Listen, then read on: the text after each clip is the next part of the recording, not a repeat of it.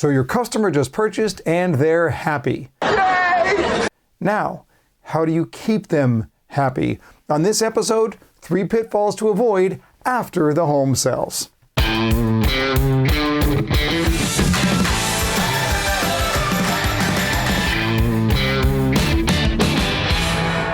Welcome back, everyone, to another 5-minute sales training where today we're going to look at how to avoid 3 pitfalls after that home sale. If you're new here, please hit that subscribe button and a like button too if you don't mind each time you watch these videos. That engagement helps us to get these weekly lessons in front of even more sales professionals. Now look, are there pitfalls to avoid after a home sale? After the customer has purchased? Well, yes, of course there are. And you need to understand that your customer is on something of an emotional roller coaster. Now, what is a roller coaster? How do you describe it? Well, it's full of ups and downs and twists and turns and unexpected moments that cause you something of a fright.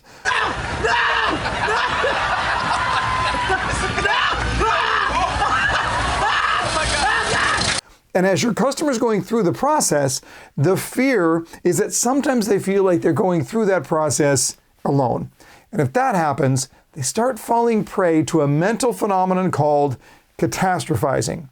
When something goes wrong, they believe that the very worst of scenarios is coming true, and we just can't let that happen.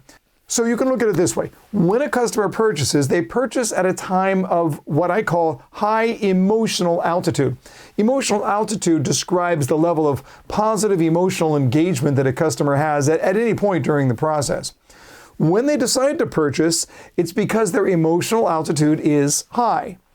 But things go wrong in the process, and all of these things serve to attack and lessen the emotional altitude, and that's where we come into play.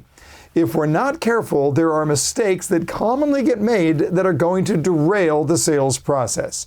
I want to talk about 3 of them today, 3 things that salespeople sometimes get wrong. And I'm going to encourage you to be honest about this. Is there an opportunity here to improve in any of these 3 areas, or perhaps all of these 3 areas, in order to make sure that we're sustaining that customer's emotional altitude? Now, the first pitfall we have to be concerned about is that of slow communication. That's when we're slow to respond, when we're slow to answer questions, when we're not getting right back to customers, when they feel like their problems are not being addressed or resolved. Because what happens if a customer has a concern and we are slow to respond? What do? Well, they tend to obsess over those concerns. They tend to start thinking about them over and over again. Then they get on the internet and start trying to answer their own questions on the web. And oh boy, I have a feeling you already know what's going to happen. They start having conversations with other people who may have had negative experiences. Pretty soon, that customer is down a negative rabbit hole that's really dragging down their very emotional energy.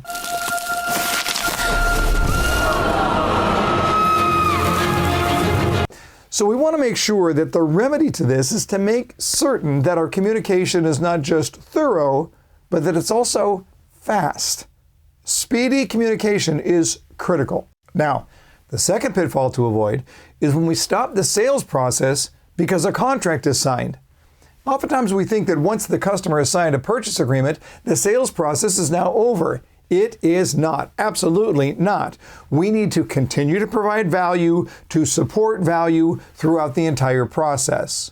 So there's a rule that says when situations change, when a customer is going through a difficult financing process, when mortgage rates have been increased, when they hear bad news, all of these things can raise the fear level of our customers.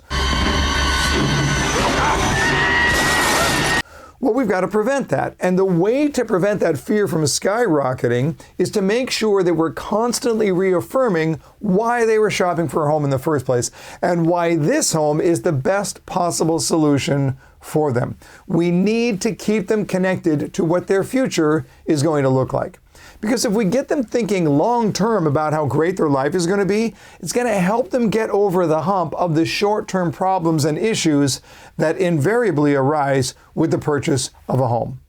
Now, the third pitfall that we have to be very, very careful about is allowing the emotional energy or that emotional altitude to decline.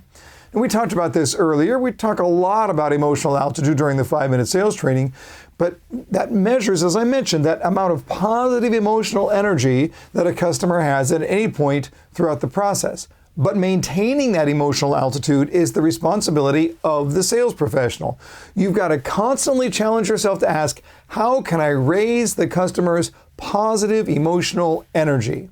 And how can I watch out for those times when the energy is otherwise down? This is up to you. All right, there you go. 3 pitfalls that you want to avoid. Thanks as always for watching today's 5-minute sales training. For more on what you should be focusing on after the sale, be sure to check out my new book, From Contract to Close. I co-authored this book with Bob Merman to help you create compelling home buyer experiences that earn referrals. The book is on sale now at shop.jeffshore.com. And until next time, my friends, learn more to earn more.